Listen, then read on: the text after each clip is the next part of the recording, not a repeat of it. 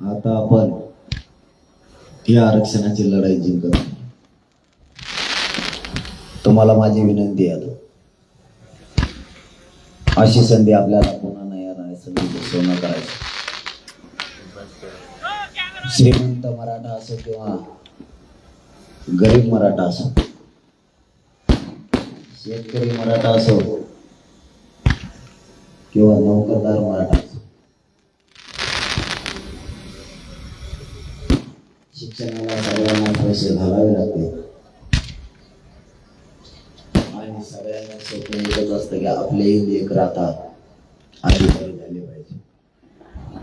परंतु ते स्वप्न या आरक्षणामुळे पूर्ण होत नाही आणि सगळ्यांना पुन्हा एकदा काम शोधावं लागतं. उच्च शिक्षण आणि नोकरीमध्ये आपला जर टक्का वाढवायचा असला तर आपल्याला आरक्षणाशिवाय गत्यंतर नाही. ज्या ज्या अवघडतात मला सगळं कार्यक्रम बिघडायचं मला दिसत. तुम्हाला मुंबईला असंच करता का बंद?